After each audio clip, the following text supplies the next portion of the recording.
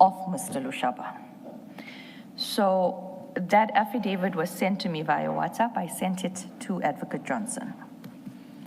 Then the following day, Mr. Rapesu met with another crime intelligence officer who was also tasked with in 2022.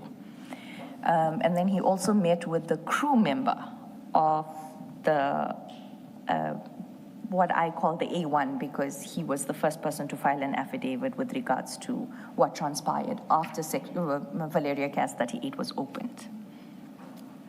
He filed an affidavit in confirmation of what had transpired in where Mr. Lushaba goes to the police station. He's told to wait at his residence.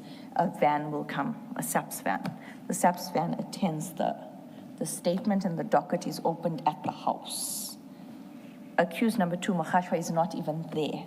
But the statement in the Valeria Cas 38, as it stands now, is an affidavit commissioned by the detective Makhashwa.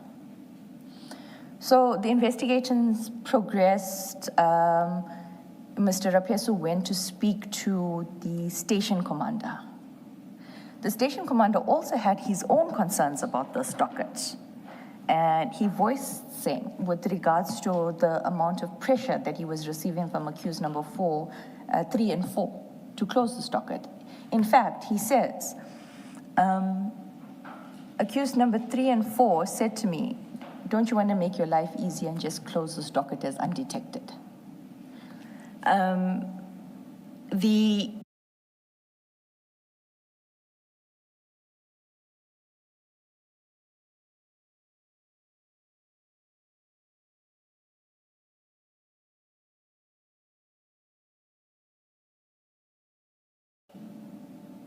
commander also speaks about, he did his own investigations with regards to cell phone records and all of those things.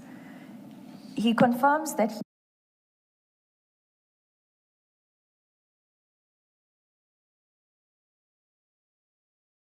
he has the video, or he viewed the video footage referred to in Mr. Lushaba and the friend's affidavit. But that video footage is gone. It's nowhere.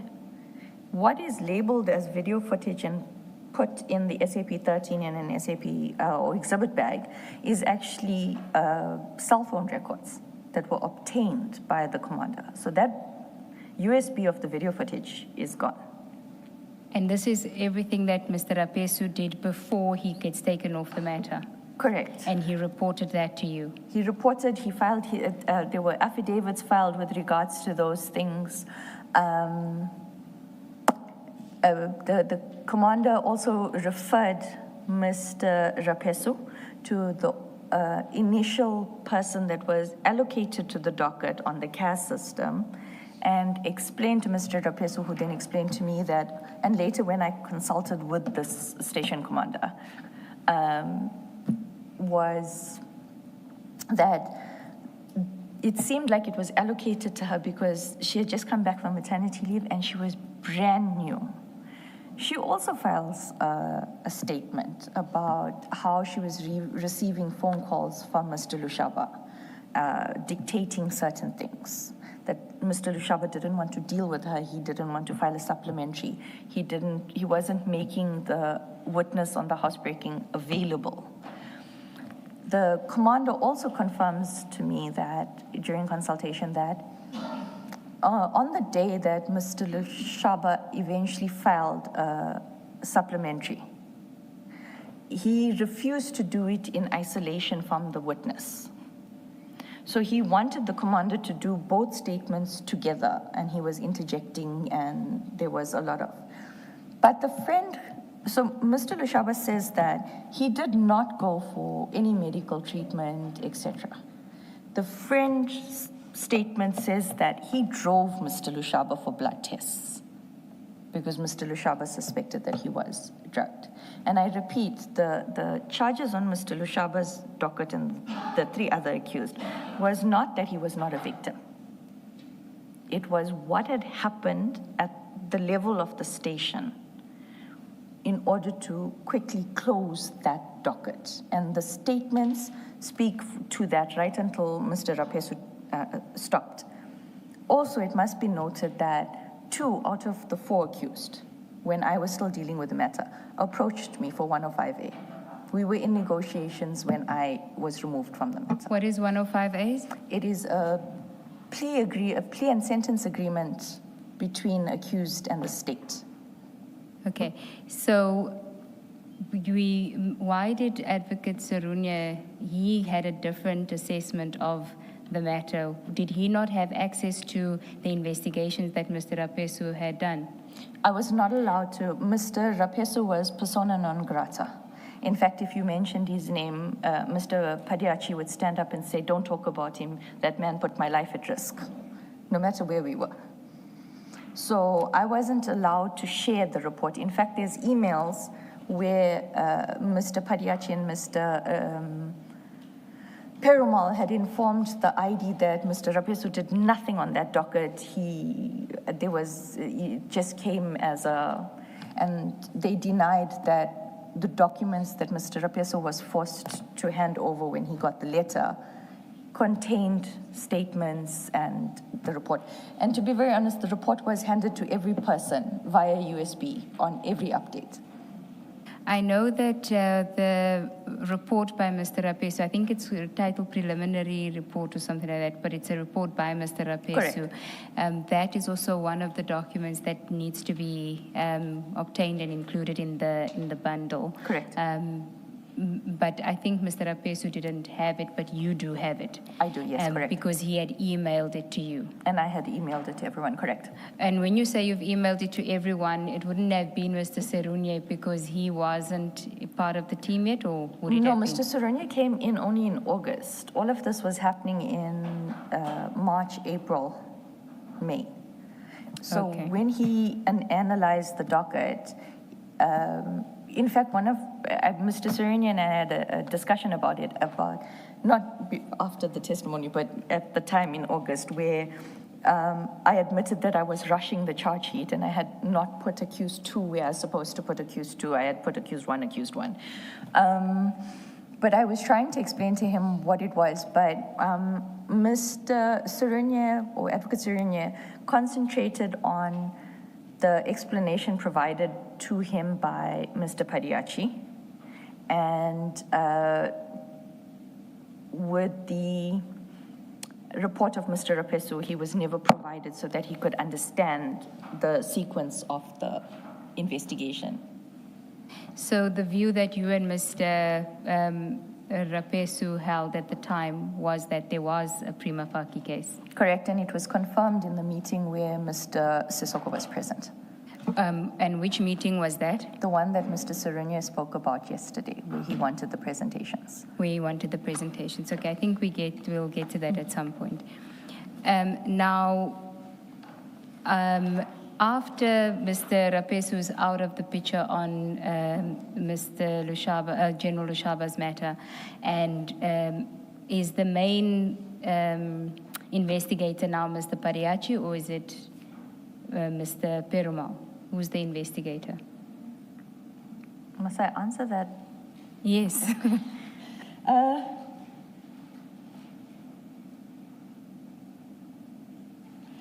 It's too late not to be blunt, so I'm going to be blunt.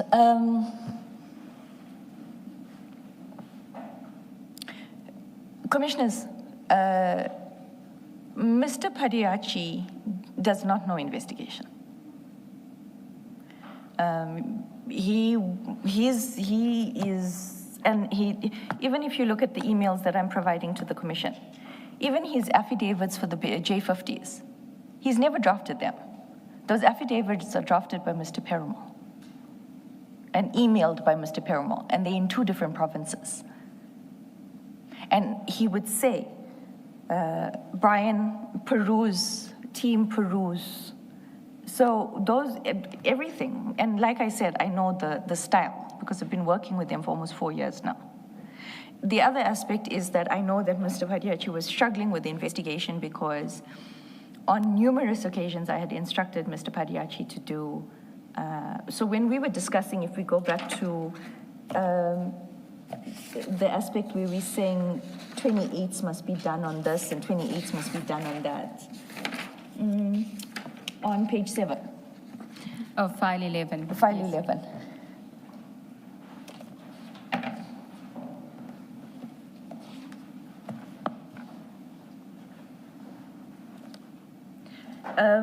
It reached a point where I had to remind Mr. Padiachi that you are also a senior investigator. You're not a chief investigator.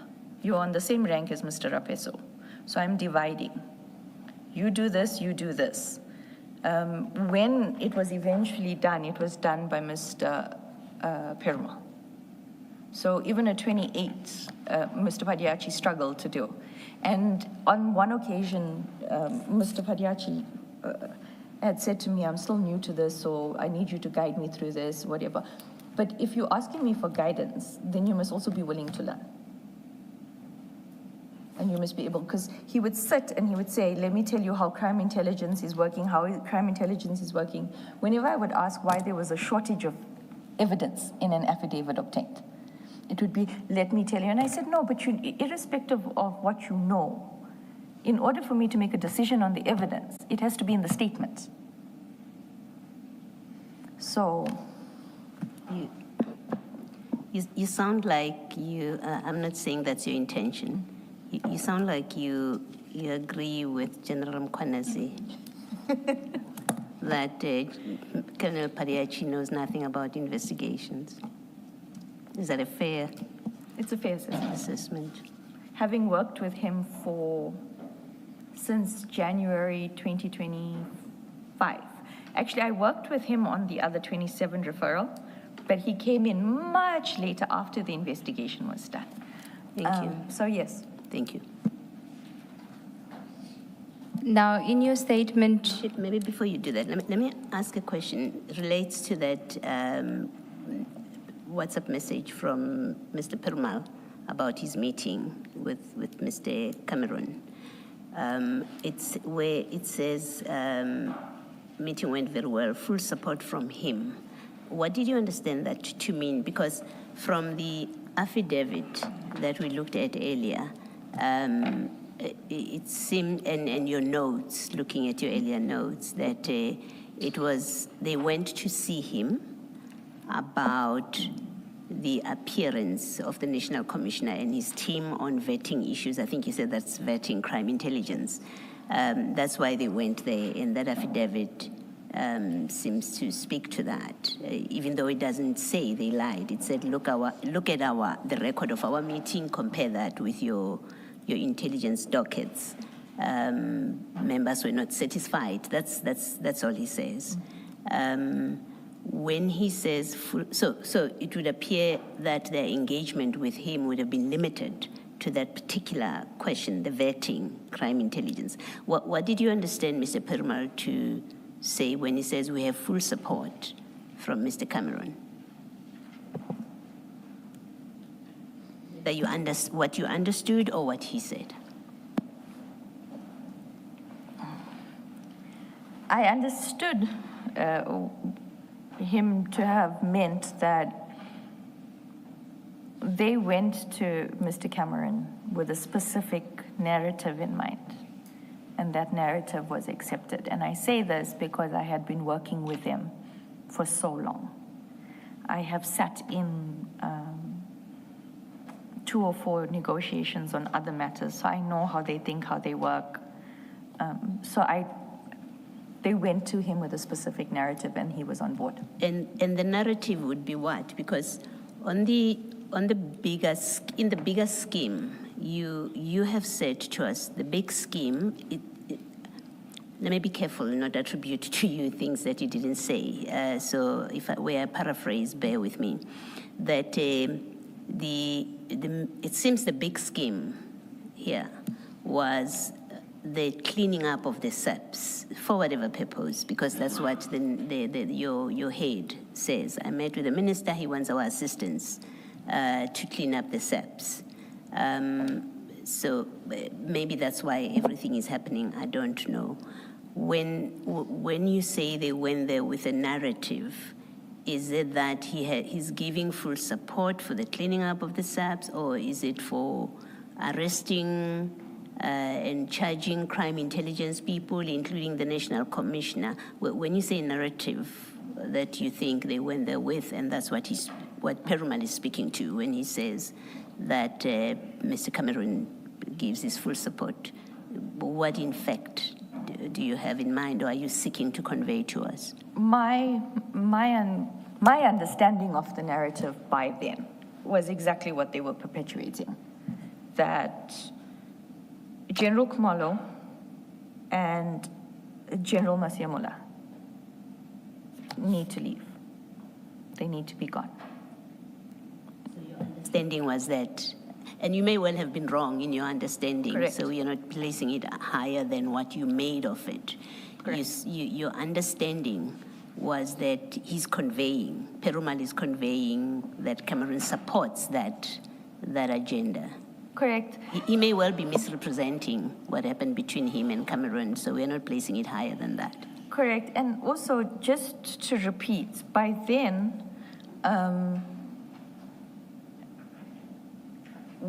Advocate Johnson had already said we must look into a link of PKTT and Cameron, in Cameron. Also, we have the WhatsApps where Mr. Perumal is sending me documents that were top secret, contain very, very dangerous information about a person and their lifestyle, their families, etc. For the purpose of security of Mr. Cameron. So how did we go from investigating how Mr. Cameron went to get, or how Mr. Cameron got protection, his risk assessment, and the PKTT involvement, to he's now on board? Thank you. I just got word that there's a need for a comfort break. Yes, Let's Jen will be told when to come back. Thank you, Chair.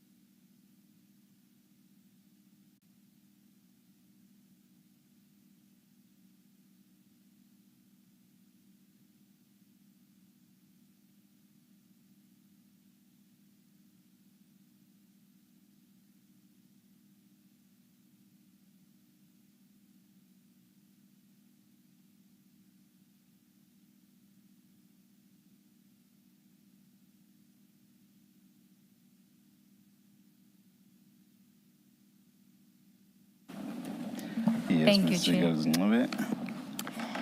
Ms. Ramsey, may just switch on your microphones? Thanks. We were dealing with paragraph. I had asked you some questions about the Lushaba investigation, but I think we were at paragraph 24 of your statement, but I could be wrong. On page 12. Correct. And you referred to numerous meetings that took place in April. There's just one aspect which came to mind as I was reading this now that I need to clarify about the evidence that the witness gave earlier. You said that the WhatsApp, which was given to us after all of this, was the WhatsApp that sort of spurred where they needed you now to come in because they wanted to do the enrollment. And prior to that, there hadn't really been much engagement with the team investigating on the Lushaba matter. But my recollection of when we had the consultations and your statement was being prepared is that it was actually the meeting that was held in April, the 8th of April, the request for a meeting with you on the 8th of April that made you say, why do now they want me because they need me. It wasn't the 9 April. It was correct. WhatsApp. I have my phone in front of me. On the 5th of April, Mr. Perumal contacted me and said they needed to see me and that they were going to be in Pretoria on the 8th.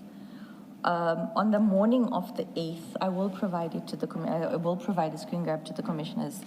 On the morning of the 8th, I say, "Morning, D. Trust you are well. Are we still meeting today? If so, what time?"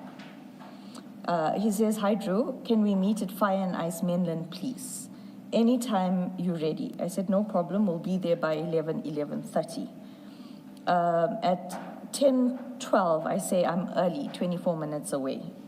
And then I call to find out, when I get there, I call to find out where do I meet them. And then they were in the conference room or boardroom by the eating area of Fire and Ice.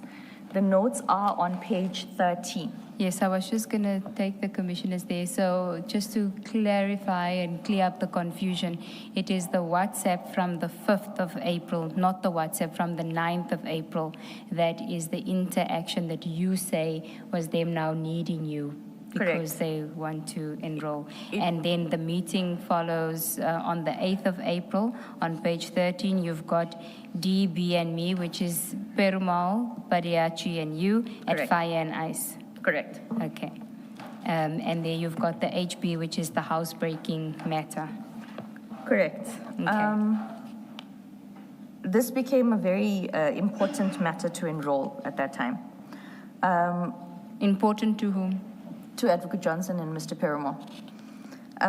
So there was a meeting with regards to where I stand and what has been done by them. So they were briefing me on what they've done in the investigation. Sorry to interject. I think you just need to give context, and maybe I need to do that now, is that by the 8th of April, your affidavit that we had looked at earlier had been submitted to Advocate Johnson. Correct. Which was dated 1 April 2025. Correct. Regarding Mr. Rapesu and what happened with Mr. Nkabinde. Correct. So by the time this interaction is happening, there's now tension because of your, well, I'm saying tension, which is a mild interpretation of what you're going to explain, but that's the context within which this is happening, is that at this stage, you have filed an affidavit which essentially exonerates, from your point of view, Mr. Rapesu, regarding the allegations about Mr. Nkabinde and whether or not he leaked the information to Mr. Nkabinde. Correct. Okay, now you may proceed. Just to add on the tension was so intense that later on there's even a team coercion meeting. I was repeatedly told by both Advocate Johnson and Mr. Perumal that they don't trust me anymore because of that affidavit. And it's not as if they were just saying, "We don't trust you." Advocate Johnson actually said to me, "There's a lot of distrust by the team members against you because of your affidavit."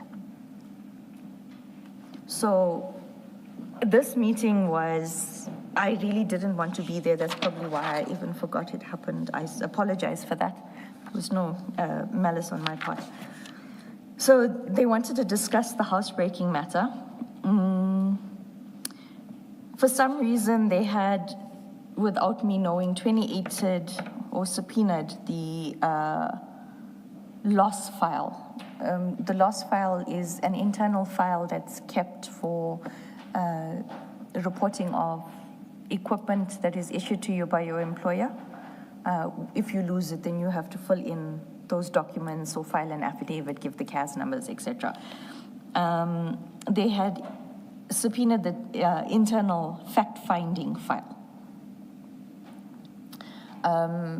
That was basically the internal investigation into the loss of those items. Retake const file. I cannot remember what that means. So can I just understand this note? This is now just a recordal of everything that you had just told us earlier on was contained in Mr. Rapesu's statement or his report, or? It's, this is now them telling me what they did after Mr. Rapesu stopped. Oh, okay. So then I don't think we need to go over this. This was just for me to bring to your attention that your dates were wrong regarding the 9 April conversation, the 9 April WhatsApp exchanges. So we can then go back to your statement where you say there were numerous meetings, paragraph 24. There were numerous meetings that took place in April. All of them mounting from tension between the team and myself, because Advocate Johnson had indicated that the team had great distrust towards me because of the affidavit I deposed, to essentially stating that Mr. Rapesu could not have been the source of the leak regarding the investigation into Mr. Nkabinde. This affidavit was deposed to sometime in the first week of April 2025. If I may just speak to this distrust. I had spoken to Mr. Sissoko, and I had asked him if Mr. Perumal and Mr. Padiachi were witnesses in this Rapesu investigation. How is it that they've had sight of my affidavit for them to now state that they distrust me based on my affidavit? Okay. Paragraph 25. On April 2025, a meeting was on held. 24 April 24 April 2025. A meeting was held with the project diversion team. Present was Advocate Johnson, Mr. Perumal, Sissoko Padiachi, project manager Tsepo Shlale, Patam Lambo, senior investigator, Charles Els, investigator, Venan Vessels, the chief financial investigator. Mr. Sissoko and me. By this time, Mr. Rapesu was no longer on the project.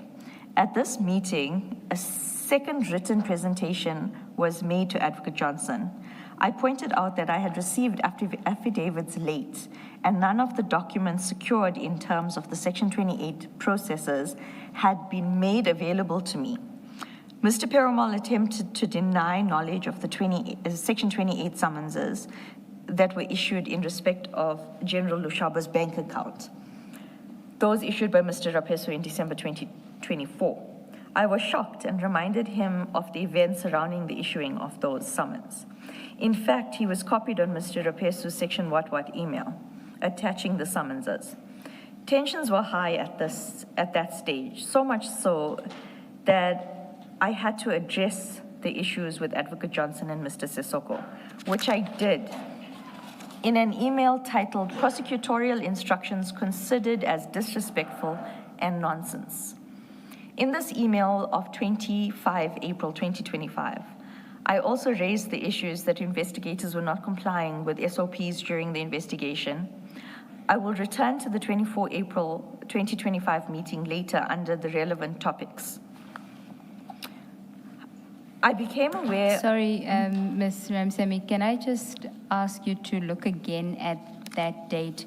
Because you may be confusing the 24 April meeting with a 16 April meeting, but That's my recollection, but I just want you to go to your notes on page 20, file 11, because it's got takedown. The title of that says takedown plus or minus 7 May. What pages? On page 20 of file 11.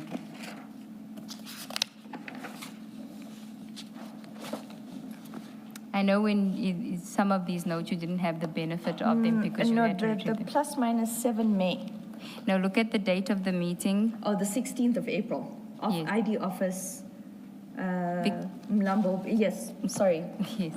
Yeah, I Because did- that's the meeting where the ID is present. You've got the people that have attended right after the date. You've got at ID's office, Mlambo, Brian, Dylan, Ayanda, Dylan again, Dylan again, ID, Sissoko, Charles, which all correct. corresponds to the attendees on paragraph 25, but you say it's 24 April, and I think it's 16. No, it is the 16th of April. I apologize. Okay. I did There say is a 24 April April. meeting. Yes. But the meeting that you say is the significant meeting where the takedown, that is why there's a takedown plus minus 7 May. correct. Okay. And tell us what is takedown a reference to? Takedown is the word that Advocate Johnson and Mr. Perumal use with regards to arrests.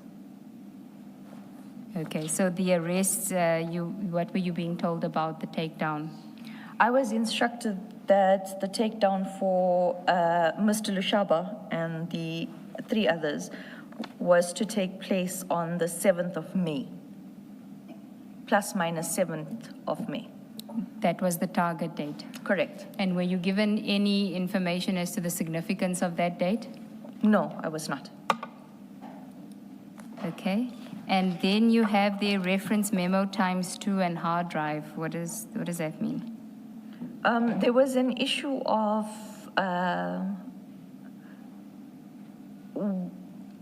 previously I had indicated on the 11th that I was only given the documents or the affidavits that they had collected since inception on the 11th of April. And there was an issue about storage on a USB because the USBs were small.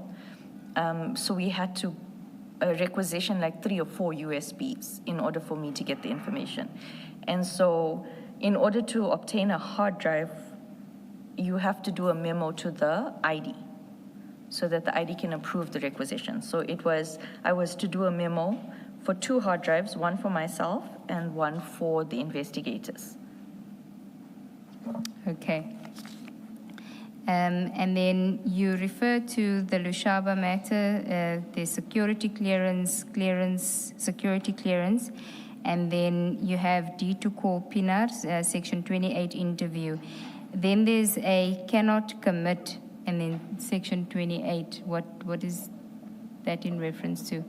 Mr. Perumal had indicated that Pinar indicated that she cannot commit to attending a consultation without a 28 service. Okay. She needed the subpoena. Okay. She had to be subpoenaed.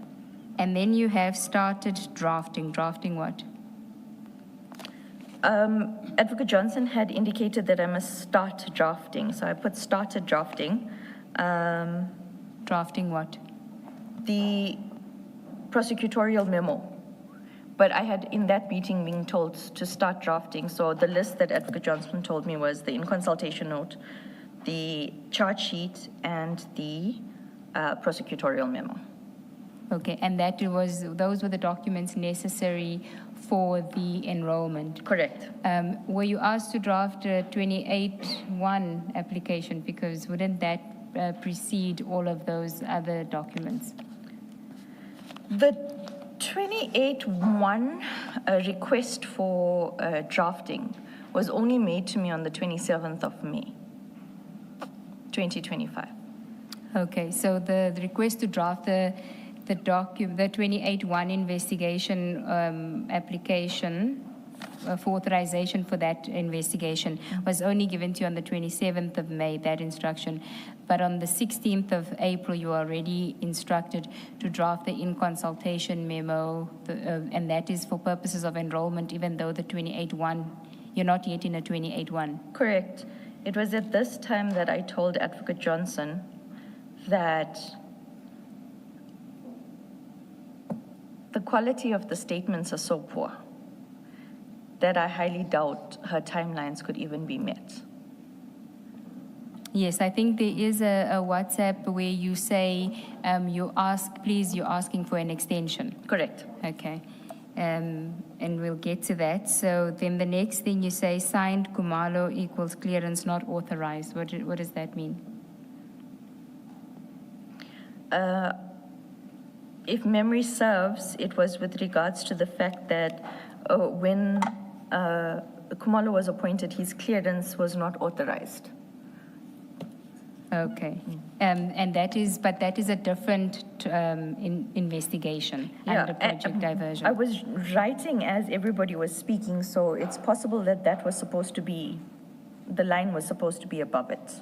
Okay, the line being now you're in phase 2, which is the unlawful appointments, which General Kumalo would fall under that, which is the vetting. Correct. And that would be General Kumalo and General Masemola, or is it General Kumalo and General Madondo? Both. Okay.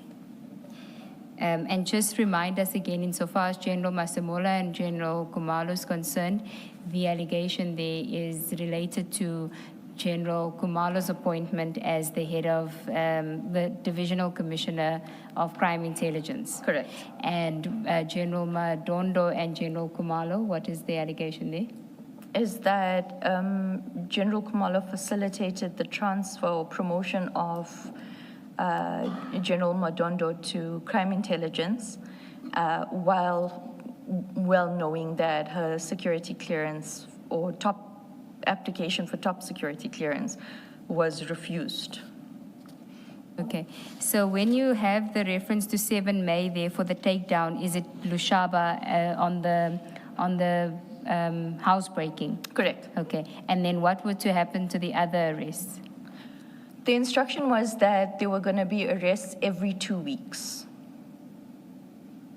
Arrests in respect of the other matters every 2 weeks? In respect of the other matters. So the arrests would go, each meeting it changed the order. So this meeting it was Lushaba, Mukwele, Madondo, Masemola Kumalo.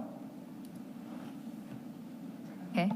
Then before you continue with your statement at paragraph 25 on page 12, can we go to file 11, page 21? I'm on 21? Okay. This is still a continuation of the meeting of 16 April. I just want you to tell the commissioners why General Masemola's name is mentioned in that note.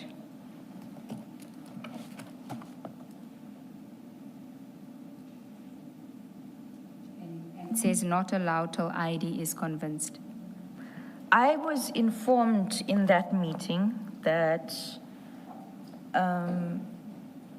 General Masemola was served with a Section 28 to appear before a designated member of the ID to answer questions.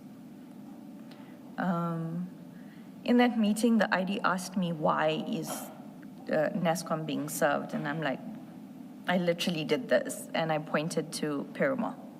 And she wanted an explanation as to why it was to happen. And so she gave Mr. Perumal an instruction that he must phone NASCOM and tell NASCOM that the ID instructed that he is not to respond to that 28. And that a letter was to be drafted by Mr. Perumal to withdraw the 28 served on NASCOM.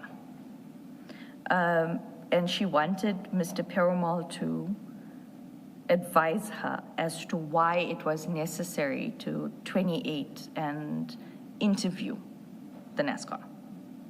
Yeah, this wasn't just 28 for him for General Masemola to provide documentation. It was for him to appear before who was going to be the interviewer. So he was supposed to appear before that person under subpoena to answer questions related to what? So I think that's why Advocate Johnson stopped it. Not because it wasn't, she wouldn't have wanted it to happen, she just didn't understand how it was going to happen. 28 interviews are to be conducted with a prosecutor present. I was the only prosecutor on the matter except for Advocate Johnson. Neither of us knew that the NASCOM was subpoenaed to come to be interviewed. So who was going to do the interview and for what purpose? Because at that point, I didn't even know what information they wanted to question NASCOM on. And what was Mr. Perumal's reaction to Advocate Johnson saying that it must be placed on hold until she is convinced? He was very angry. He was extremely angry. In fact, after the meeting, he stormed out of the meeting. When Advocate Johnson, so he threw his pen down twice during that meeting. Once when I said that the statements, 90% of the statements are futile because they're so poor. And then the second time was when Advocate Johnson said the 28 interview was not taking place. And after the meeting, he was spitting fire. And he was saying that ID doesn't know what happens with these things. The ID doesn't understand how these things work. I'm going to explain it to her. Once I explain it to her, she let it happen. Okay, if we go to 22, there's a reference in your notes to that as well, where it says call NASCOM withdrawn interview. Is that in relation to the same issue? Correct. Okay. And was the National Commissioner advised that he shouldn't appear?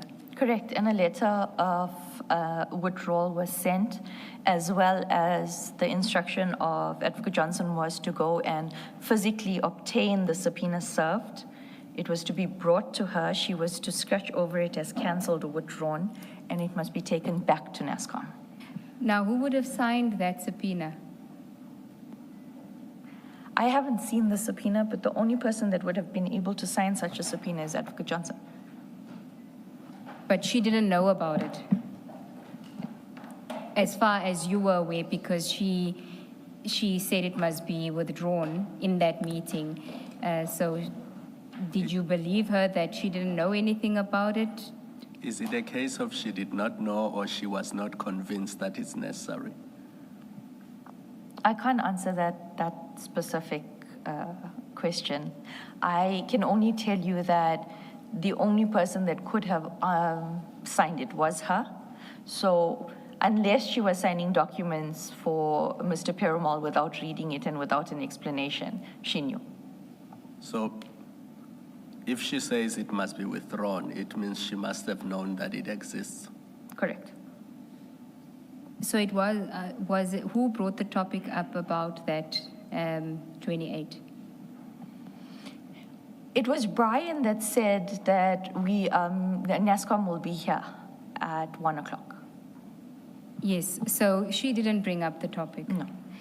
Did you get the sense that she didn't know about the Section 28, or she knew about it, as Commissioner Kumar was putting, that she knew about it, but she now wanted to put it on hold until she was convinced it needed to be done?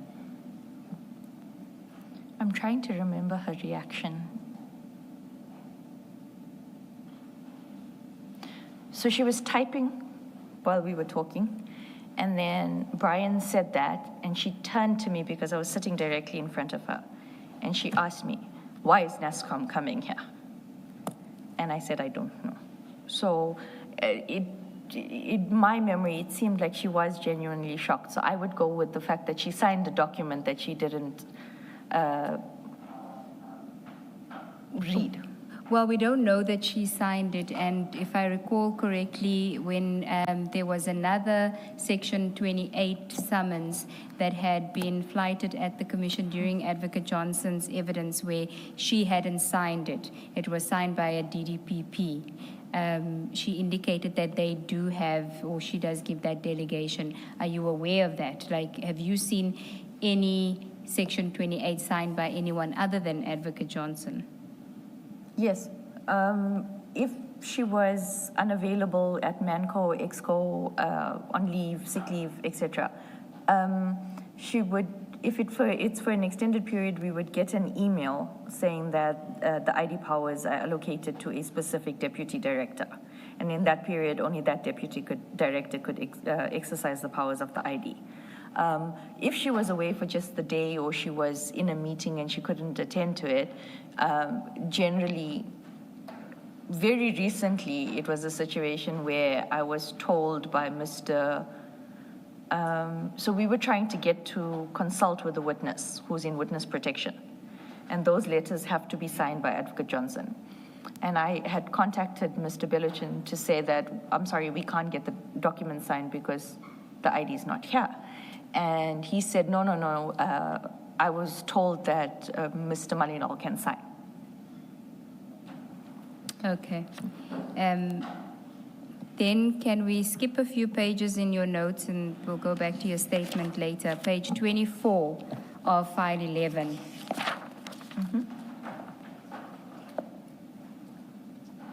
I'm interested in the entries after the line where you say collect 28 cancelled. Is that again a reference to General Masamola's cancelled 28? Correct. Okay. And then you've got Mokwili, and I'm assuming at that stage you didn't know. I'm assuming it was for Mokwele. Correct. I reiterate, at that point I had no documents, so I didn't even know the spelling of the brigadier. So as at 16 April, you didn't know about, you didn't have the name, even the correct spelling of Brigadier Mokwele's name. Correct. You say you had no documents. But the 20 May, I'm assuming, is a date that's targeted for arrests. Correct. And the Lushaba is 7 May. Correct. Was this said by Advocate Johnson? Sorry. Yes, these instructions were given by Advocate Johnson. So here it's, she reiterated that she added to the cancellation of the 28, which I just explained, where it had to go and get collected, brought to her, she would cancel it, and then it had to get given back to NASCOM. And then this is how the first two arrests and the dates, the projected dates. In fact, it was more of an instruction that this is going to happen on these dates.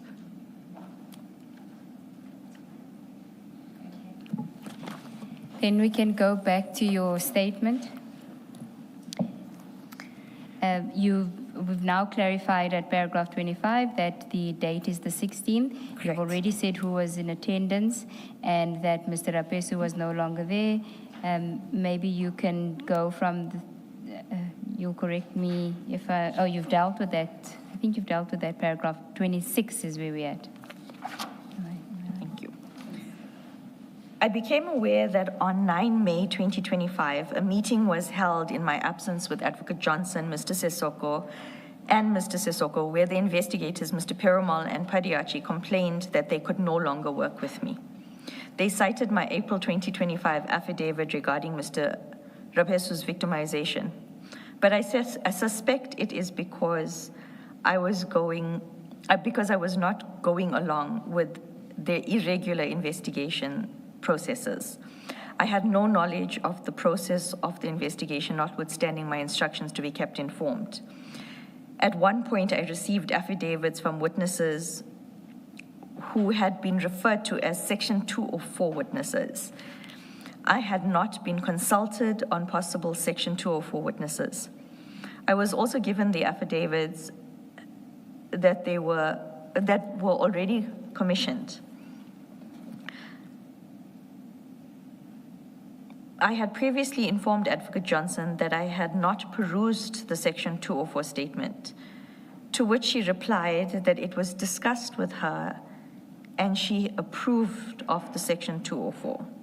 When I was told that the distrust related to my affidavit, I asked Mr. Sissoko whether it was because I mentioned in my affidavit, one, Advocate Johnson had informed us in the meeting that she had met with Minister Mkhunu, or perhaps the fact that I had mentioned General Gininda had been mentioned in our project diversion meeting, or perhaps that we were investigating Mr. Nkabinde.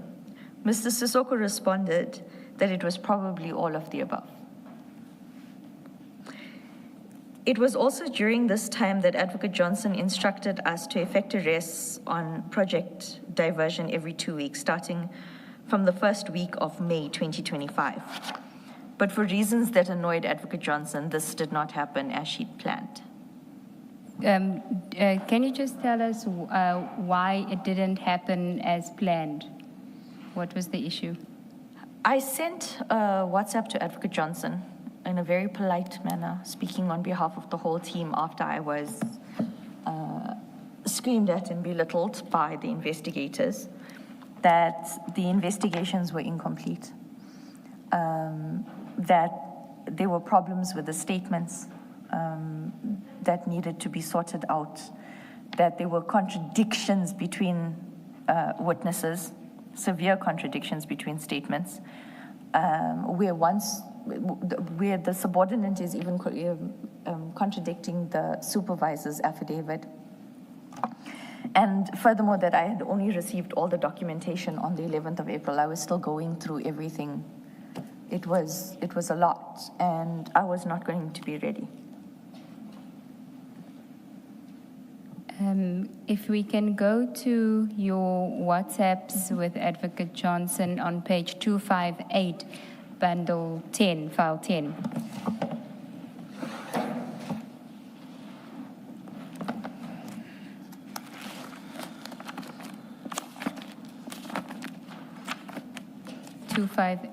of file 10.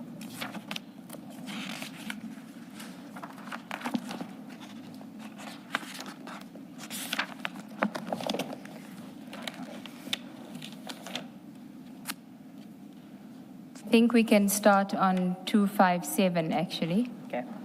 That's where, this is on the 24th of April 2025. Thank you. Morning, Advocate Johnson. We just had a team meeting on the arrest for first leg. We won't be ready on projected date of 5 to 7 May. And first leg is what? It's the Lushaba Lushaba takedown. Correct. We have 2 statements that have been that will be completed on Friday, and the file I require for possible accused 2 will only be provided by NASCOM on Friday. I will then need time to peruse, then finalize drafting. The docket still needs to be compiled. I am on leave next week, but I will collect the statements on Tuesday and continue working through it as so that it's not delayed. Dylan and Brian want a briefing from Mansa on the statements he collected. I do not require same as I was updated and the report submitted. I am humbly requesting on behalf of the team an extension to 14 May for finalization of the investigations and drafts. Then if we go to 258, her response. It's fine. I will need a final briefing before takedown. Prepare prosecution memo also for DPP perusal. Noted, we will comply. Thank you. Okay, so you had a basis on which you were saying that we're not going to be ready by 7 May. Correct. So can you just tell us, you've summarized here what it is. In your view, were you ever going to be ready? No. And is this only in reference to the Lushaba matter or the entire, so second leg as well?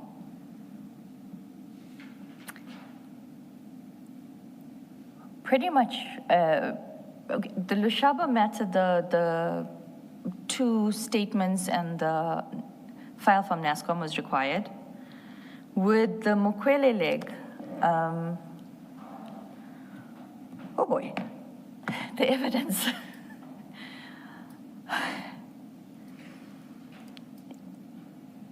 You know, I think one of the reasons Brian fought with me and stuck his finger in my face was because I said that a nursery book reads better than this docket. It was poor. There was no elements of any offense. This is the Mokwele. The Mokwele docket. But on the Lushaba matter, as I understand it, you were of the view that there was a prima facie case, Correct. but whether it fell within IDEC's mandate Correct. was the issue for you. Correct. And Advocate Johnson had said that it does because it's not housebreaking, it's defeating ends of justice, etc. Correct. Okay. So when you are informing her here that you want an extension, you're asking for an extension to 14 May on the Lushaba matter. Correct, for finalization of investigations. Did that mean that every other arrest was going to then be delayed by 2 weeks? What was the... The entire project and the projected dates were going to be delayed. Then we can go back to your statement. May 2025, Lushaba enrollment. Sometime in May 2025, might have been the third week of May, I had to enroll the Lushaba matter, but I encountered issues with the affidavits that had been filed and asked the investigators to attend to the necessary. I could only make an assessment on the evidence based on what was contained in the statements. The investigators obtained supplementary statements, but this became an issue because the initial statement was so-called Section 204 statements. As stated earlier, Advocate Johnson approved the Section 204 processes without my input. And in circumstances where I had told her that I had not yet consulted with the Section 204 witnesses in order to form a view, I could not understand how we would supplement a Section 204 witness statement. Explain that to us. We don't understand what you mean by that. A Section 204 statement, as I explained earlier, is a statement by someone who's a person of interest, a suspect, who's providing vital information that we would not have been able to otherwise obtain. And I'm saying, and I said it to Advocate Johnson, all the 204 statements that were taken in Project Diversion, the deponent doesn't even admit liability. So in order for you to get indemnity after testifying, you must be truthful, honest, and give a full account, including your own involvement. But if you're saying that I was instructed, and there's one statement where they don't even say that what they were instructed to do was wrong, or irregular, or against procedure, or SOPs, or anything. It's just I was instructed. So with this specific, with the Lushaba matter, they had given a witness 204 status, where he is contradicting the statement of his supervisor in the docket. And to be very honest, I didn't even understand why the vetting section of crime intelligence was involved in a situation of, it did assist to an extent once I did read the vetting file with regards to the contradictions of how the process worked and the consultation with Mr. Lushaba in the vetting versus what was said in the docket versus the friend's statement of going to get medical assistance, whereas Mr. Lushaba told the vetting officer that he did not. So there were inconsistencies in Mr. Lushaba's account of events. But that specific 204 statement, he basically said, oh, well, I didn't see, or I didn't really believe the guy, so I didn't sign off on the file. I understand why Ms. Sigels-Ncube asked you to explain this, because it sounds like you're stating a general legal proposition, whereas from your explanation, it seems that what you were saying was that in this instance, it was pointless to supplement Correct. this statement. Okay. All right, thank you. Can we just then deal with Advocate Johnson's approach on the 204, which is page 241 of file 10, which is a WhatsApp exchange between you and Advocate Johnson. It starts with the issue of Mr. Nkabinde, but at the bottom of your message at 10:56 on the 24th of Jan already. 24th of January already, there's discussions about a 204. This was one Correct. of your issues, your concerns. Correct. 241, the last paragraph in your 10:56 message. Yes. You can read from there. The witness for vetting, the team asked me to discuss 204 status with you, but I have not perused statement as yet. Advocate Johnson replies, Chief discussed with me while he was here. I agreed to a 204. And then you say thank you. If the decision was made, nothing I was going to say was going to change it. Even in the later WhatsApps, where I say to her, I'm going to consult with the witness on the Lushaba matter so we don't have the same problem we have in the vetting. And what did she say to that? If I can remember, it was okay. Okay, so in your concern about the 204 started very early on. Yes, and it was addressed by myself, and then in the fight that I spoke about with Mr. Rapesu, Mr. Padiachi, and Mr. Perumal. We are on a 2813. We are determining the veracity of accusations. How is a witness being given what could essentially be indemnity at that early stage? And correctly so, you're going to get evidence that's going to taint your investigation because you're going to lead in the direction of someone who's a suspect. Can I just ask a different question about this? In the normal course, at which point do you get to, now it's time to get a Section 204 from this particular witness? This is in the normal course of your investigation, eventually prosecution.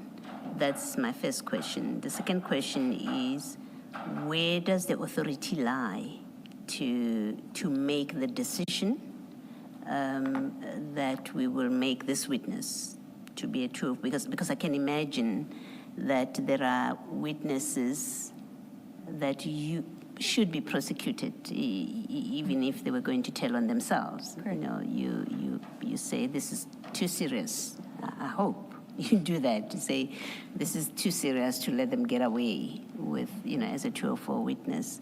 So it's really two questions. Is in the normal course of your work culminating in a prosecution, where does the 204 lie decision, as in weighing the process, but two, who actually makes that decision? With regards to where it lies, as a prosecutor and also from investigations that we've already done, I've not been working with this team on other matters. A 204 will only be approached once the investigation has reached such an advanced stage and all avenues have been pursued to obtain that evidence, and we can't. We then have to make a judgment call on, do we need that evidence more than we need to prosecute that person? And that is the line of thinking of when you decide. And is it a case of you have now hit the point where if we don't turn this witness into a 204 witness, we will never get this information? That is where, that as far as myself and most of the prosecutors within IDAC. Yes. It is the only time that we would actually consider it. Okay. With regards to the authorization, when I was dealing with the Zondo Commission matters, we had a docket that emanated from 2018. We were actually in the process of doing a presentation to allow us to enroll.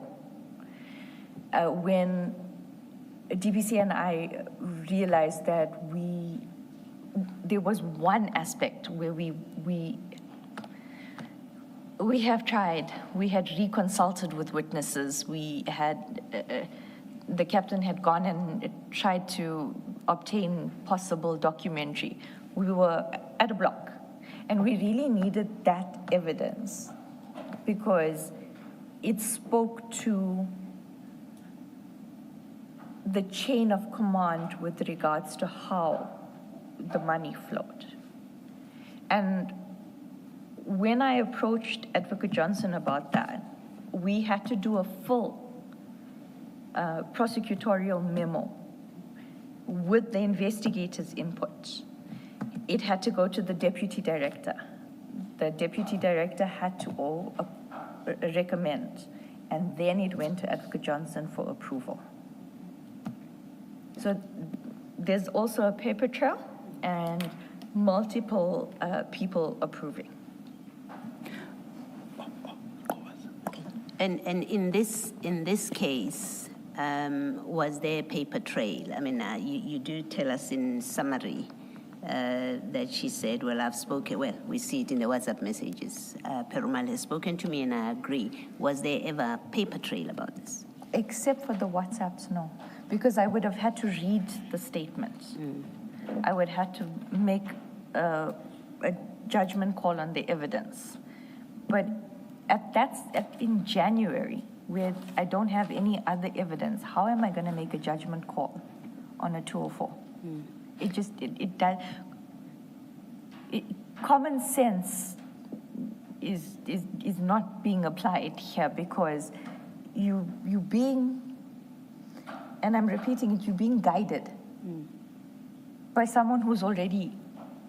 So you don't know what Chief Perumal would have said to Ms. Johnson about this 204, if he said anything at all, and you don't know what she would have taken into account because there's no record, there's no paper trail of it. Thank you.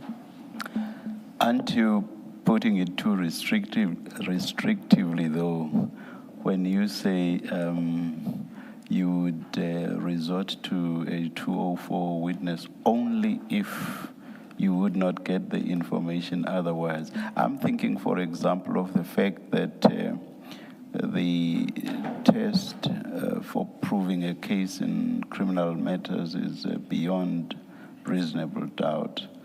And you may actually have the information, but what about, for example, if all you have is a single witness?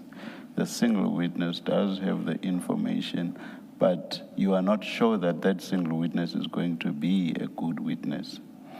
And you are in a position to get a 204 witness, just to make sure that you do skip that line of proof beyond a reasonable doubt. I would imagine, I think it should be a common sense approach that rather than as restrictive as you put it. I would think. I'm not a criminal lawyer, and my practice, even when I was in practice, But Chair, you're explaining was not a criminal practice. You're explaining it exactly how I put it. It's just that I sounded a little bit more restricted or restrictive. Yes. If there was a single witness and no corroborating evidence, even if it was circumstantial corroborating, yes, then you would. But if it's a single witness and the corroboration, you've already hit your wall of evidence, so you would have to consider it. Yes, all right. Thank you. I want to ask about IDAC's investigative processes, because I see that it's May, you're already discussing takedowns, which I understand to be getting warrants of arrest. Correct. I've noticed that in all the matters we have discussed, although you have the Section 28 process available, you actually don't have statements from the suspects. And you said yourself that you thought one case was not very strong, the other one, there was a prima facie case of criminal conduct. But some of the questions you still had, I would have thought that if you interviewed the suspects, if you summoned them and you said to them, how did it happen that you were given this position without the vetting process being done? Who actually did the vetting process? Under what circumstances? Then you would evaluate all of that and determine whether there's reason to arrest, charge, and prosecute. But in all these cases, it looks like there was a rush to arrest people and prosecute them when you didn't have the full facts. Correct. So why is that? I'm trying to understand why in the process, the mechanism available to bring people in to ask them questions so that you clarify issues, why that was not used. Chair, Commissioner Nkumalo, even without the processes of 28, a district court prosecutor who has a docket of that nature would ask the investigating officer to file a warning statement.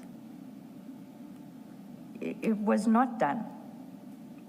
Because I'm assuming that even the prosecutor, because we learned that in one of the cases, there was a prosecution memo. It was sent to the prosecutor, then PA prosecutor, and then PA prosecutor said, I agree with your decision to prosecute. I would assume that in such a case, that prosecutor would consider, let's say, Mr. Padiaki's affidavit, would look at, but what does the suspect say happened? And would weigh the two and say, I'm satisfied that there's a prima facie case or something along those lines. Is Commissioner talking about the in consultation or that's signed by the DPP? Yeah, but let's not use that specifically. Okay. In general terms, before you proceed to take down, I would have expected that at least you get those statements to inform your view whether to prosecute or not to prosecute. Commissioner, I'm going to go back to my first statements.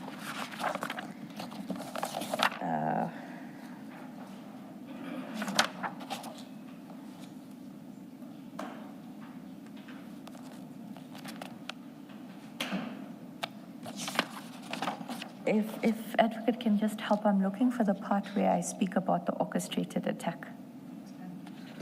The orchestrated attack. Now you're putting me on the spot. I apologize.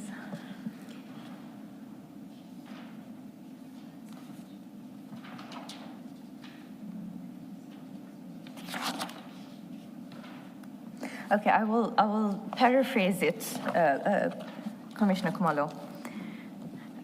I started on last week, Thursday, by saying that the evidence I'm going to provide to the Commission will demonstrate that there was an orchestrated attack and plan to arrest people.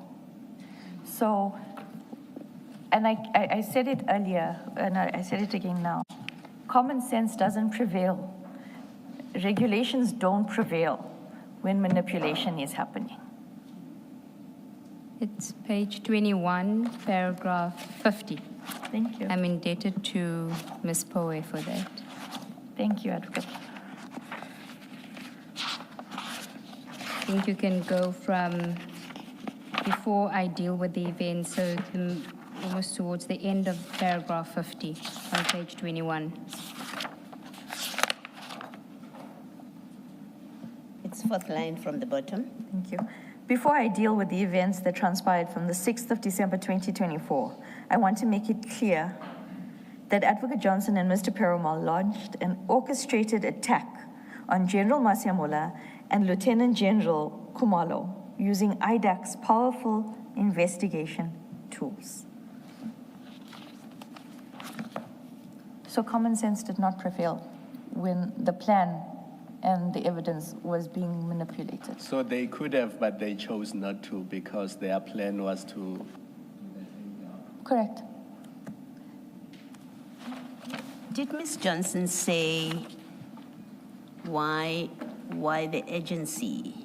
I accept that if indeed this was an orchestrated scheme, it's understandable that not as inapproved, but understandable that things would not proceed in the normal course, to follow the rules, to follow common sense. This is why we only act once we've gathered everything.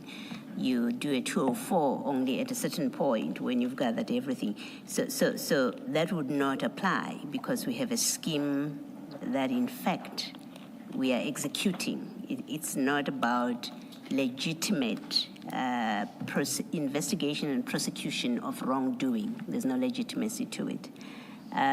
Does she explain, even in that scenario, why we must do it every 2 weeks and why we start in May? What was pushing her? Did she ever say anything? There was no explanation provided, and as Advocate Surunya explained yesterday, some questions you just don't ask. We've had a witness unrelated to you who said something and said it was corridor talk. I'm going to ask you the same kind of question. What were you hearing is the reason things were happening? And I'm more interested in why are we in May getting people arrested and we have to do it every 2 weeks? I think Commissioner is a bit ahead of us because from the 16th of May or the 13th of May, Commissioner will understand exactly what was happening at IDAC. I am happy by all means to leave it for you to tell it in your way when we are ready.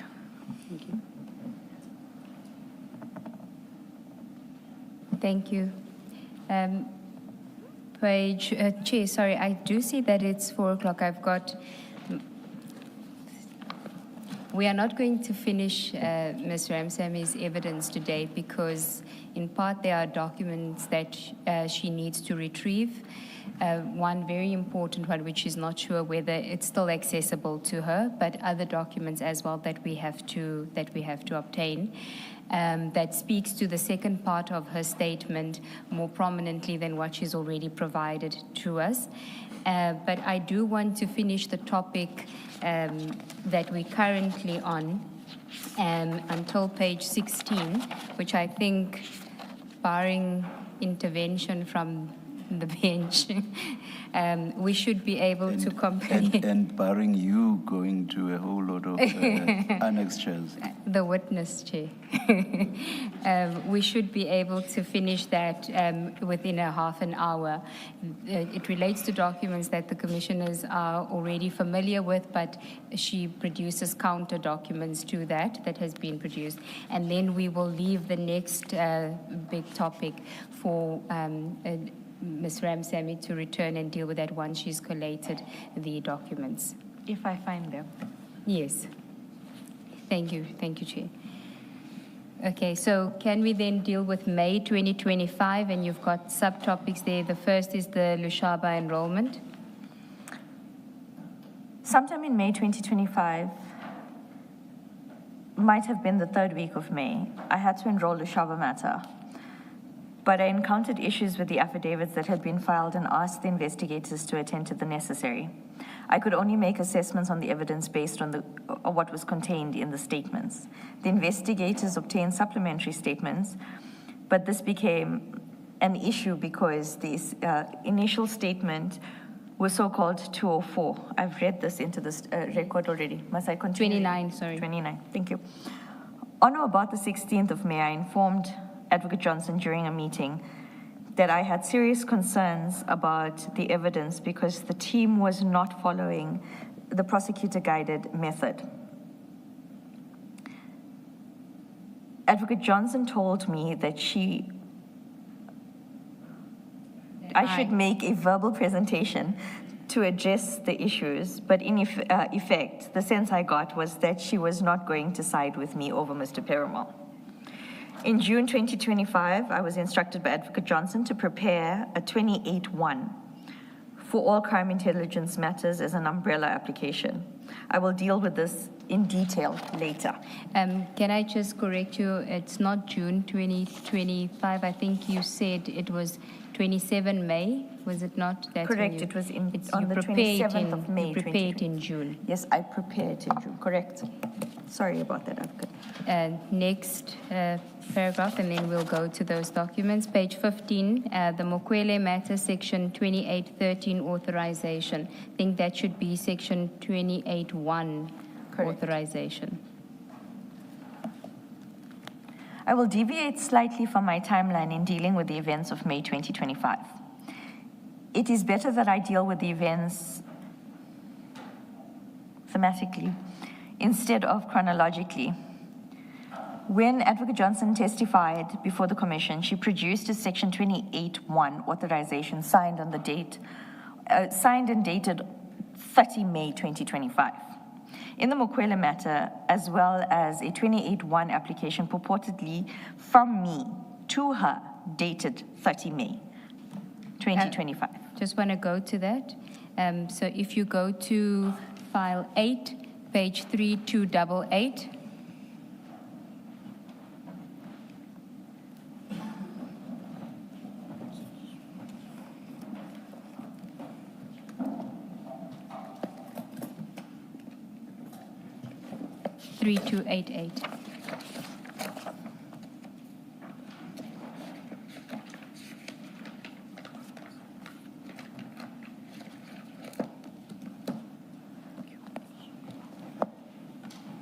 I'm there.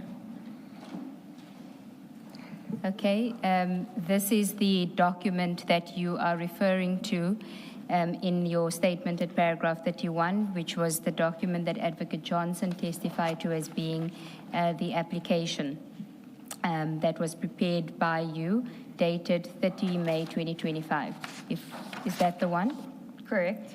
And if we go to the last page of that document, you will see on page 3298, there's a date 30 May 2025, and just above that on page 3297, Advocate Johnson's signature. Correct. Now you want to, we just go back to the first page of the application itself, which is addressed to by you. You want to speak about that document, that 3288. You can continue in your statement.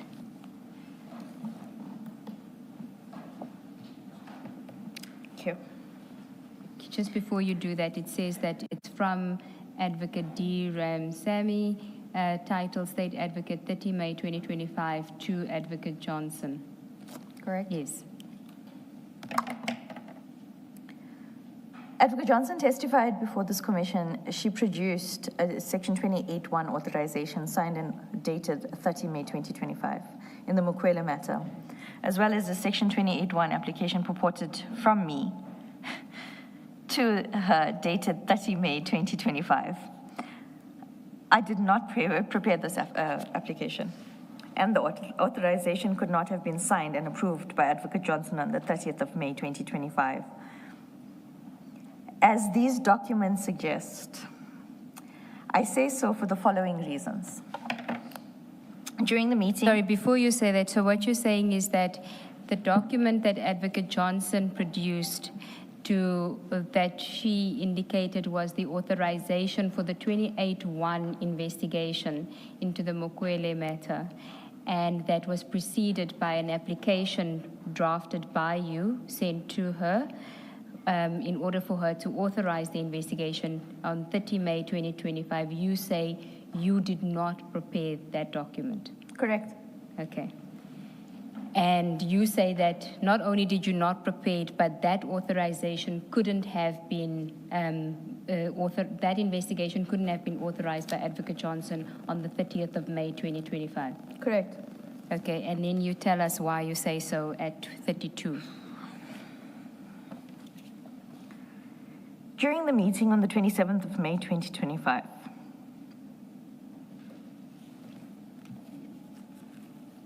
Take your time.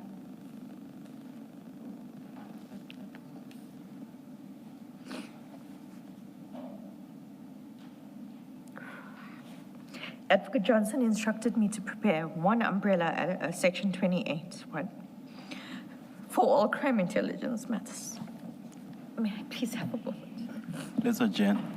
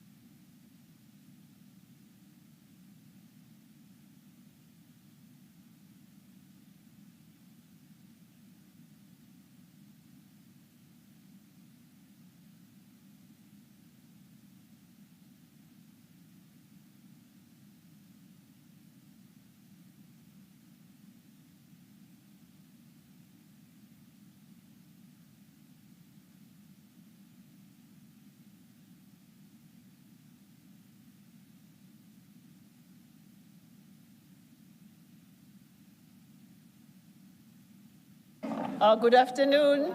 We're just about to resume. Please, let's keep our phones silent. Thank you.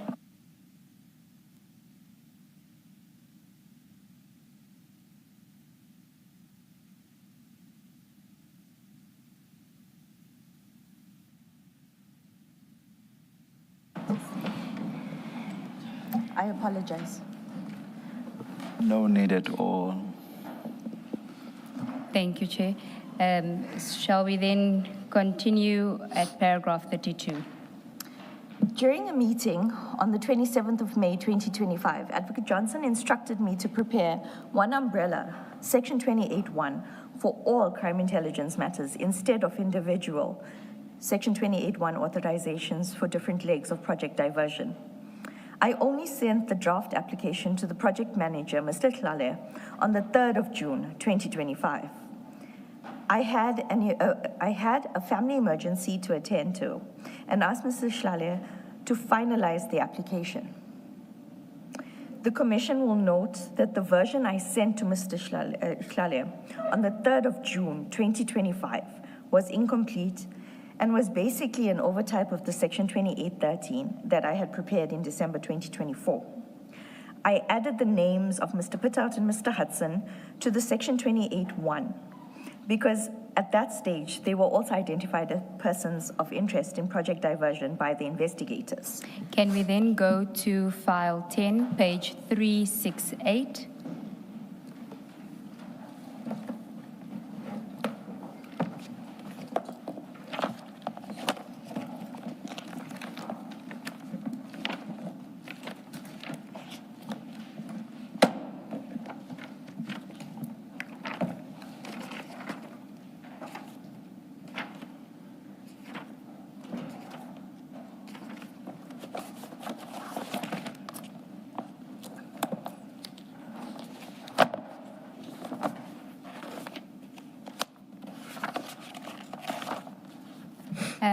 So that is the email that you sent to Mr. Tlale, who's the project manager. The title is Section 28.1, and it's you send it on the 3rd of June 2025, 7:42 in the morning.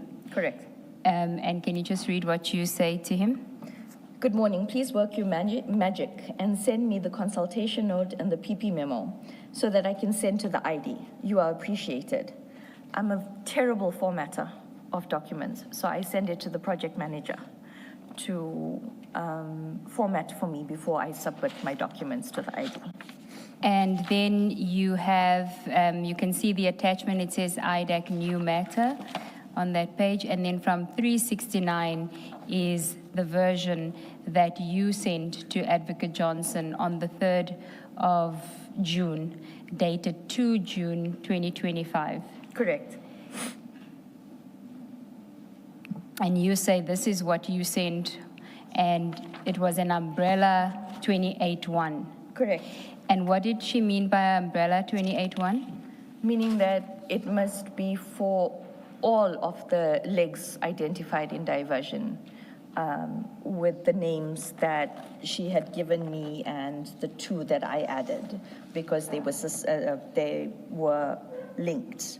So actually it was 3. If commissioners will look at 3.5, 3.6, and 3.7, commissioners will also see that my formatting is as I said. Captain Mukhashwa, Captain Hudson, and Colonel Pittout. You're ahead of us, page 371. 371, my apologies. Will note that those were the names that were added, but the remainder of the names stay as the 2813. And if we go to page... So can I just understand? That list that you're referring to, that's paragraph 3. Correct. You have much more than just the 3 that you've mentioned, Pittout, Hudson, Mukhashwa. You have other people as well. Moyane, Sibula, Van Vuren, Madlanga, Mokwele, Duvalo. Because it was an umbrella, as Advocate Johnson had said, that it needed to include all the names that were on the 2813. The only 3 names that were added from the 2813 were the 3 that I mentioned. Yes. I see. Thank you. Thank you. And then if we go to page 372 actually, under recommendation.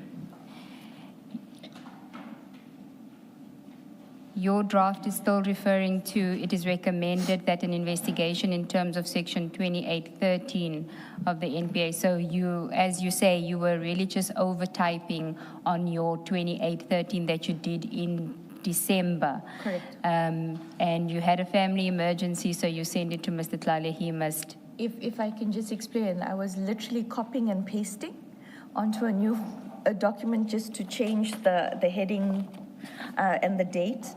And I was doing it in the car with the laptop on my lap. So the purported 30 May, there's a paper trail of when I sent an electronic trail of when I actually sent. It could not have been signed on the 30th of May. And if the commissioners look at page 369, it includes from Advocate Santos Manuel, Acting Deputy Director. The one Advocate Johnson provided to the commission doesn't even have that. It just says State Advocate. So are you saying the one she provided to us is a fabrication? Yes. Can I? Do you know anything about Advocate Johnson's laptop being lost in Namibia or getting lost in Namibia? Yes, when she attended. When was that? It would have been in January. It was just as we got back from the consultation with Mr. Fadil. Advocate Johnson went to the FATF conference. I think it was in Windhoek. And I was later informed that Advocate Johnson's laptop was stolen at the airport. So early 2025. Correct. But definitely not before May 2025. Well, the FATF conference took place in January 2025. All right. Thank you. Thank you. So, and then can we go to 374 of file 10?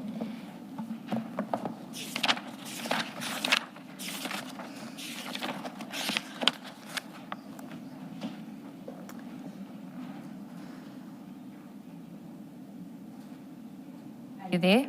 Yes. And this is a WhatsApp from Advocate Johnson. Oh, it's actually a WhatsApp on the 3rd of June, 2025, from you to Advocate Johnson.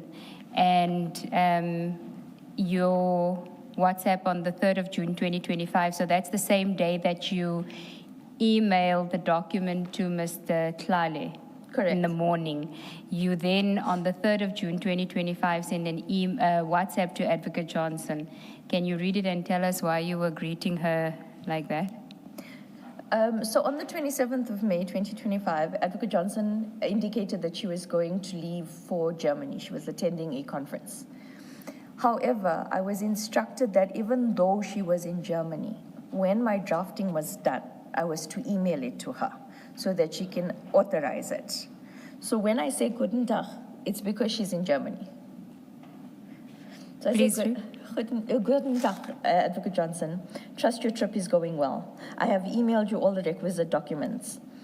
The last supplementary was filed on Sunday. Team has perused and provided input, and the project manager has formatted. I await your guidance, corrections, and instructions. She replies, hi, we now in afternoon session. We finish at 6 p.m. We'll try and finish and send tonight still. I say thank you. Praying hands. At 16:03, Advocate Johnson sends me a WhatsApp, check your email. I reply, doing so now. Thank you, Advocate Johnson. This is now 16:23.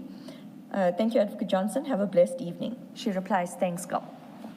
And when she replies to that she send it, check your emails, it's because she's sending the documents back to you, but not the 28-1. Correct. Right?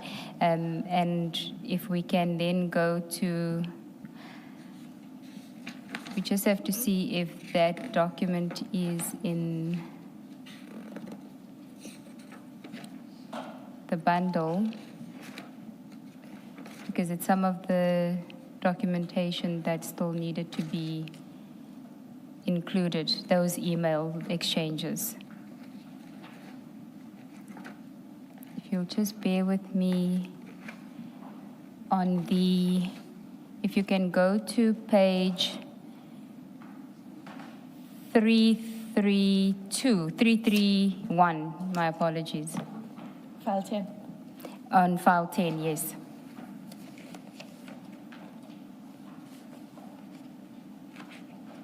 This is now a response to a different email from Advocate Johnson, but still on the 3rd of June 2025, because you send the documents to her. Mr. Tlale sends the documents back to you. If we go to page 332, at the bottom of page 332, you'll see 3 June 2025. It's from Mr. Tlale to you. The subject is docs. He says, "Hi DR, sorry for the delay. If I had just done it once last night, kind regards." Now, he's referring to documents that you sent him on the 2nd as well. Correct. You sent him documents relating to the Lushaba matter as well. The charge sheet, the in consultation note, and the prosecutor memo, correct? Yes, and on the 3rd, you're sending the 28 one. And he then sends everything back to you in this document called docs. This email said called docs, and you then forward the email on the top above that email from him at 332. Can you then read that, because then it follows on your WhatsApp to Advocate Johnson. 332 or 331? 332 at the just above Mr. Tlale's email. Afternoon, Advocate Johnson. Trust you are well. Please find attached for your correction and guidance. Thank you. Okay, so when you send that email, that's where you've attached the 28 and all the documents that Mr. Tlale formatted for you. Correct, there were 4 Okay. attachments. And then if we go to 331, the middle of 331, that's where Advocate Johnson responds to you on the 3rd of June, 1555, and she's copied Anna Marie and Mr. Perumal. Correct. And what does can you read, what does she say? Subject docs. Drew, I have perused and corrected all these documents. Anna Marie is acting, and I changed the documents to her name. Brian, in his statement under paragraph 3, Paragraph 5. paragraph 5, with regards to this, it was Advocate Johnson checking, confirming the correctness of Brian Padiachi's J50 affidavit for application. In his statement under paragraph 5, list the offenses, please. Anna Marie, can you please sign the in consultation memo? I have perused it properly and made the necessary alterations, but do not want to sign while you are acting. We want to do this, we want this to go to Marika during the course of tomorrow, please. Once signed, Drew will collect and take by hand. I will ask that you call Marika to give her a heads up.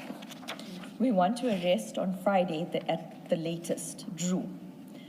I will correct the section 28 and I will sign that as I usually do if there is an acting. Even if. Even if there is an acting.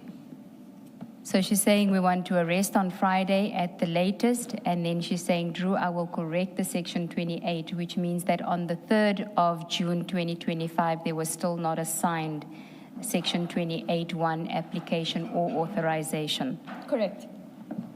And Advocate Johnson was still in Germany at the time. Correct. She returned the following week. Is it correct, though, that there wasn't a section 28(1) for authorization? We took this up with Advocate Johnson, and then she said there was the December one, which was still, operational, and this one was being done for a different purpose. No, the December one is a 2813. This is a 28-1, which is needed for the arrests. For the 28-13, yes. So there was no, as far as you were concerned, there was no 28-1 in respect of any of the crime intelligence matters as at 30 May 2025. Correct, because I was instructed to do it on the 27th of May, and I only emailed it on the 3rd of June. So this one is for the arrests, and then the one that you prepared on the 5th of December, which was signed on the 6th, what was that one for? That is to allow IDAC investigators to do a preliminary investigation. So that's for the preliminary investigation, and then this one is for the arrests. Correct. So without this one, they could not effect the arrests. That's why it was important. Correct. I think just to clarify, it's for an investigation. The 28-1 is for an investigation, but you can't go to the arrest and enrollment process if you haven't done a 28-1 investigation. Correct. Yes. So Advocate Johnson needed authorization for the 28-1 investigation in order for there to be an enrollment and warrants of arrest issued. Correct. Because you can't jump from 28-13 to enrollment and arrest. Correct. So the summonses that were issued in February, remember there were summonses to BMW and various other people. Yes. That was done in terms of 2813. Correct. Okay. Well, they should have been done in terms of 2813. Sorry, say that again? They should have been done in terms of 2813 2813 because there was not a 28-1 authorized. Now, if she wanted the arrest to happen on the 7th of May, how could that have happened if there was no 28-1? It would have followed that had I said that we were ready to arrest Mr. Lushaba on by, say, the 5th of May. Yeah.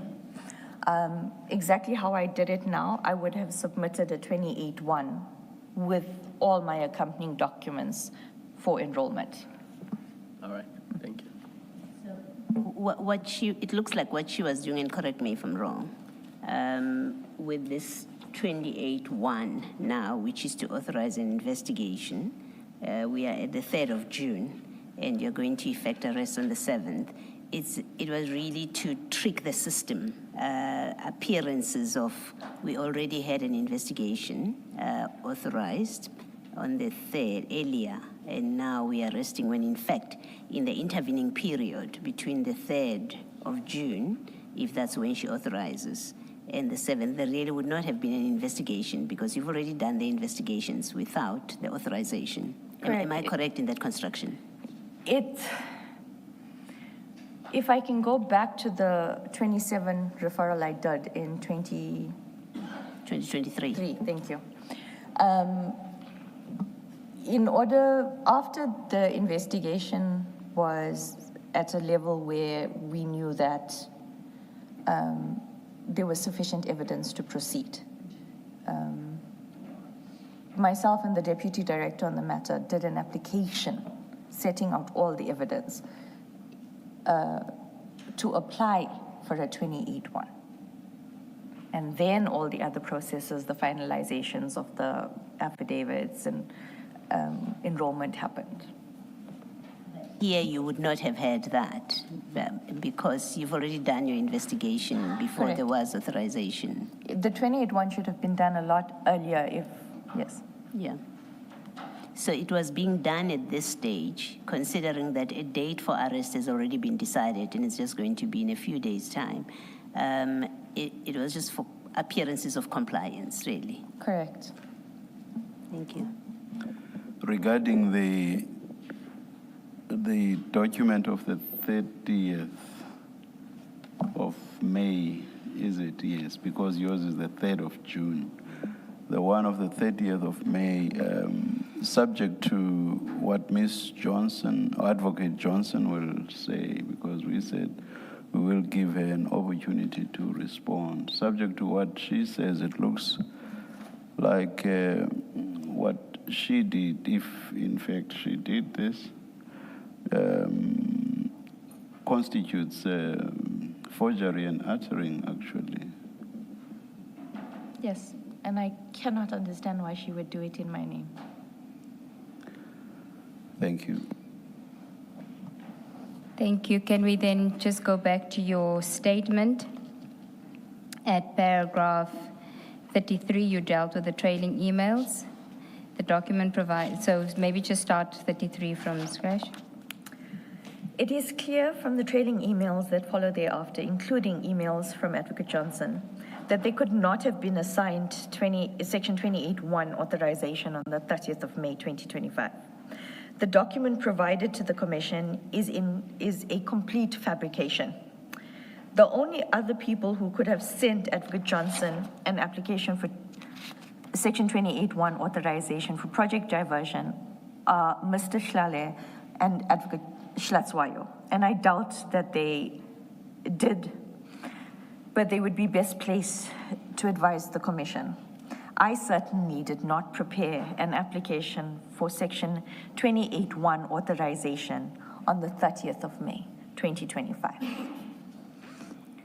That possibility of Ms. Schlatzwayo and Mr. Tlale sending it to, it doesn't arise here because she relies on what is in your name. So for that authorization. Correct. Okay. And then the next paragraph is, I think we had explored with you why you think Advocate Johnson would have, it's not even backdated because it's not the document that you had sent her at all, but why that document would have been produced and dated the 30th of May 2025. And in the course of that discussion, we had made you aware of an affidavit by Lieutenant Colonel Kumalo about the devices of Mr. Matlala, which had been demanded by IDAC, and the date on which that was demanded. And we're going to flight it on the, and then if you could just read into the record paragraph 34. Thank you. I am aware of now, what I am aware of now, I apologize, as informed by the evidence leaders, is that Lieutenant Colonel Ntate Kumalo testified that on the 30th of May 2025, at around 11:30 a.m., Mr. Perumal called him. And when he returned his call, Mr. Perumal requested the cellular phones of Mr. Vusimuzi Matlala for downloading. I have been shown this affidavit by the evidence leaders in preparation of this statement.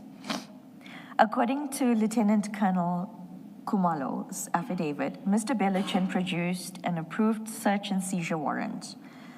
I do not know if the purported 28(1) authorization of 30 May 2025 and the request from Mr. Matlala's devices on the same day are connected.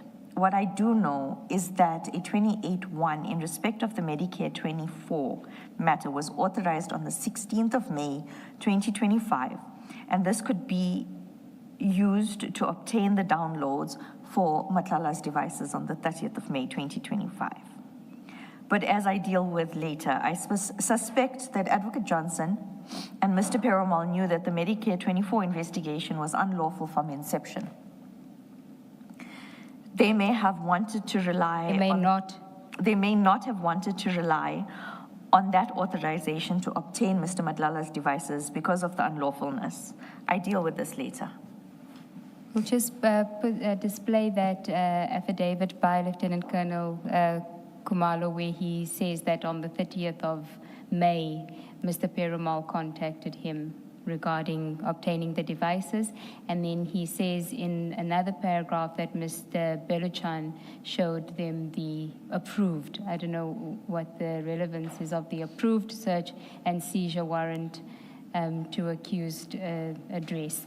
And you deal with it later, and your advice at some point or your observations that you made to the team at the time on the Madlanga matter or the Medicare 24 matter seems to have been what they actually followed, because what they were going to do in order to get those devices from SAPS, you said to them, you can't do it that way. And it seems that the way that you had suggested to them was the way that they followed. Correct. Okay. And because I had distanced myself from this matter, it was only when I saw this that I realized that the advice that I had given them with regards to how search warrants of this nature are supposed to be done was followed. Because prior to that, they actually just wanted to go and seize the devices, the actual devices, which breaks chain of custody. And that you only found out that they followed your suggestion when you saw the affidavit of Lieutenant Colonel Kumalo, and what he describes is what you had suggested to them at Correct. the time. Confirmed. Okay, thank you.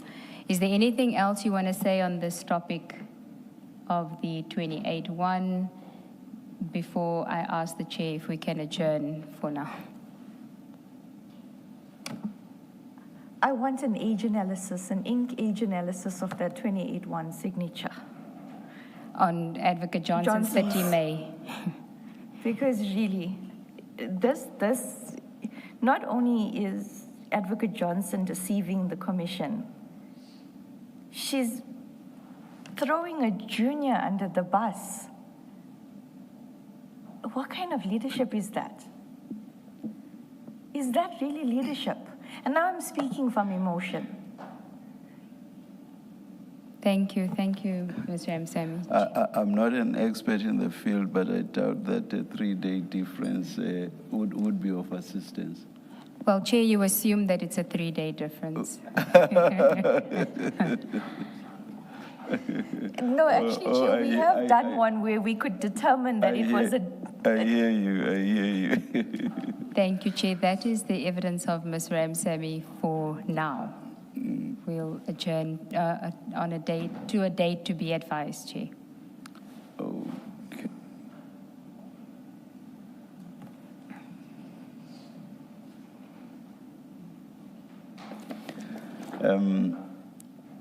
We are not done with your testimony, so it's being postponed to a date to be determined. But we do have a witness tomorrow, so we adjourn until 9:30 tomorrow morning. Thank you, Chair.